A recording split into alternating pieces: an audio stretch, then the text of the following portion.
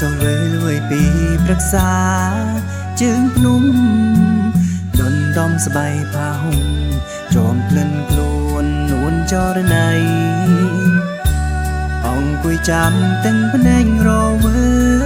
រវីតើពិសីវល់វិញពេលណាចងប្រាំថាបងនឹងណា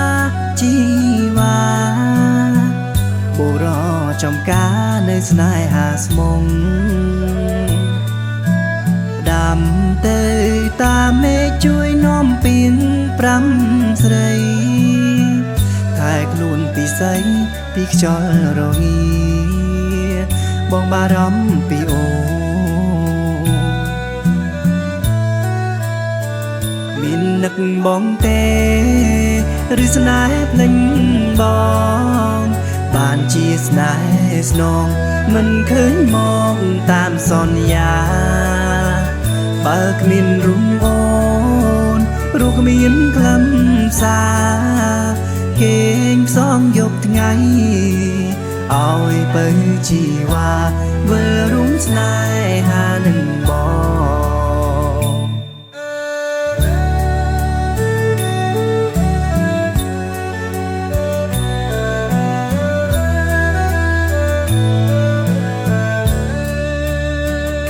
ជំនោរំភើ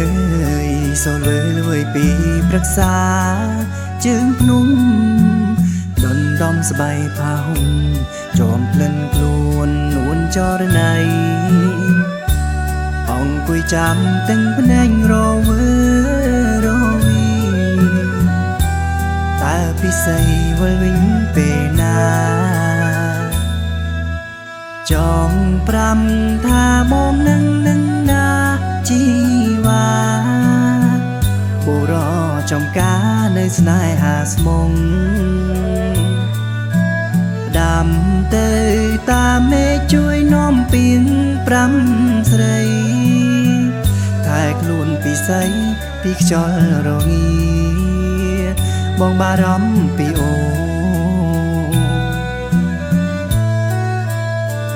មាននឹកបងទេឬស្នេហ៍ភ្លេចប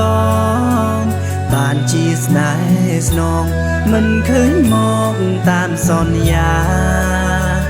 បើគ្មានរុំអូនរូបគ្មានខ្លឹមសារគេងផ្សងយប់ថ្ងៃឲ្យបើជីវ៉ាវិលរុំស្នេហានឹងបង